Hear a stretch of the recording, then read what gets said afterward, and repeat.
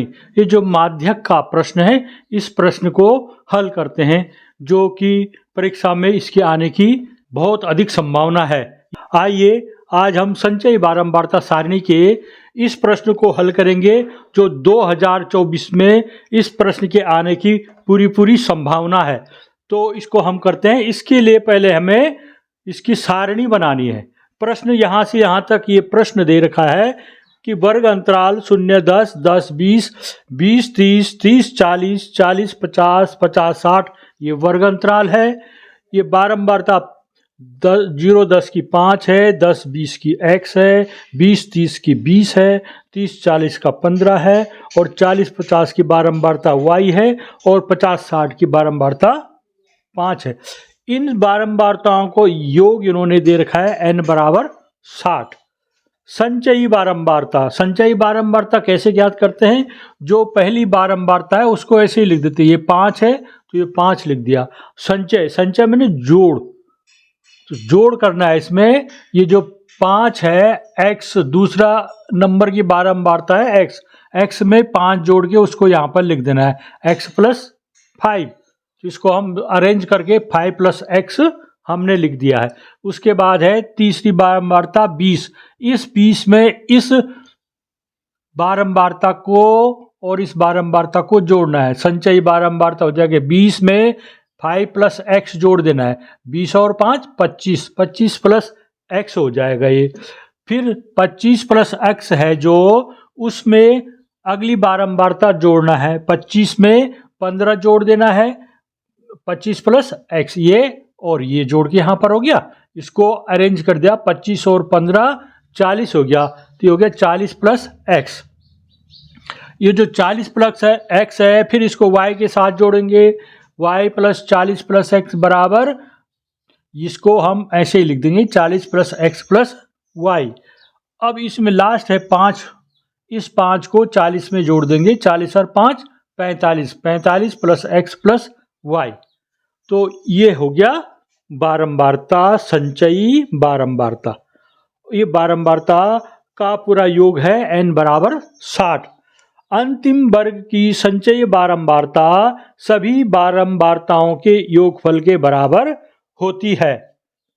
अब अंतिम वर्ग की संचयी बारंबारता क्या है? ये संचयी बारंबारता है, इसका अंतिम वर्ग ये है। तो इसका है जोड़ है 45 + x + y। ये और जो बारंबारताओं का योग है n बराबर 60, ये दोनों बराबर होते हैं। तो यहाँ पर हमने लिख दिया 45 + x + y बराबर 60। 45 + x + y बराबर 60 हमने ये लिख दिया है। अब इसको आगे हल करेंगे। x + y, जो 45 है, इस 45 का पक्षांतर कर देना है। तो 60 में 45 घटा देना है। यहाँ पर अभी प्लस में है, यहाँ के माइनस में हो जाएगा। 60 में से 45 घटा के 15 हो जाता है। ये हो जाएगा x + y बराबर 15। ये समीकरण 1 हो जाएगा। दिया है माध्यक 28.5। प्रश्न दे रखा है कि माध्यक 28.5 है। पेपर में कभी माध्यक लिखा होता है, कहीं पर माध्यका लिखा होता है। दोनों का अर्थ एक ही है। वो पूछेंगे चाहे माध्यक बताओ या माध्यिका बताओ, उसमें भ्रमित होने की जरूरत नहीं है, दोनों का मतलब एक ही होता है। तब माध्यक वर्ग अंतराल 20-30 होगा। जब इसका माध्यक 28.5 है तो इसका माध्यक वर्ग अंतराल 20-30 होगा। आगे चलते हैं। माध्यक वर्ग की निम्न सीमा। अब माध्यक वर्ग क्या है? 20-30 है। माध्यक वर्ग 20-30 है। इसकी निम्न सीमा क्या है? छोटी संख्या निम्न सीमा होगी, बड़ी संख्या उच्च सीमा हो गई। माध्यक वर्ग की निम्न सीमा L1 बराबर 20। ये हो जाएगा 20 हो गया माध्यक वर्ग की निम्न सीमा। माध्यक वर्ग की उच्च सीमा L2 बराबर हो जाएगी 30। वर्ग विस्तार H बराबर होता है L2 - L1। 30 में से 20 घटा देना है। 30 ऋण 20 बराबर 10 हो गया। माध्यक वर्ग की बारंबारता F बराबर 20। जो ये माध्यक वर्ग है, इस माध्यक वर्ग के आगे यहाँ पर ये 20 लिखा है, ये बारंबारता है। क्या है ये? माध्यक वर्ग की बारंबारता। उसके बाद माध्यक वर्ग के पूर्व वर्ग की संचयी बारंबारता। जो ये माध्यक वर्ग है, इसके आगे गए हम। इससे पूर्व वर्ग की संचयी बारंबारता क्या है? CF। इसको लेना है संचयी बारंबारता। इस संचय बारंबारता CF बराबर 5 प्लस x लिखना है यहां पर जब सूत्र में रखेंगे। F मिल गया, CF मिल गया, H निकाल दिया हमने और L2 माइनस L1 भी निकाल दिया। अब माध्यिका का सूत्र होता है L1 N/2 minus CF into H upon F।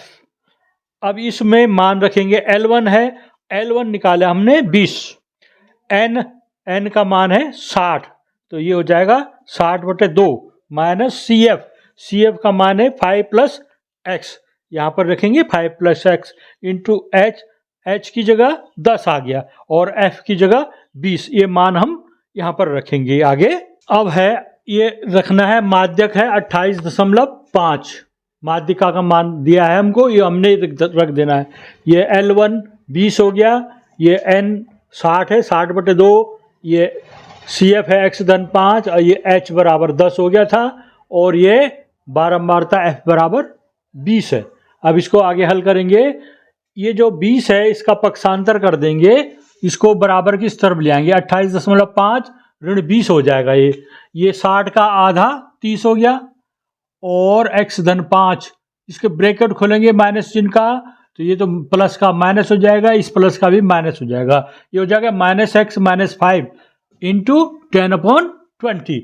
आगे देखते हैं, इसमें से इसको घटाएंगे, ये है 28.5, उसमें से 20 घटा दिया तो आ गया 8.5 बराबर, ये है 10 से कम 10, 10 दूना 20, 2 हो जाएगा ये, तो 30 ऋण x ऋण 5/2। अब इस 2 को हम इधर ले जाएंगे, पक्षांतर करेंगे, ये भाग में है तो ये गुणा हो जाएगा। 8.5 गुणा 2 बराबर 30 ऋण x ऋण 5। इसको गुणा करेंगे, 2 पंजे 10, 2 8 16 1 17, ये आ गया 17 बराबर 30 में से 5 घटा दी, संख्याएं हैं जो 30 ऋण 5 कितना हो जाता है 25 और 25 ऋण x हो गया। अब x का मान कितना होगा, इसको x को इधर ले जाएंगे, -x का x हो जाएगा, 25 यहीं पर रहने देते, 17 को इधर ले जाएंगे तो क्या हो गया, x बराबर 15 में से 7 गया 8, x का मान आ गया 8।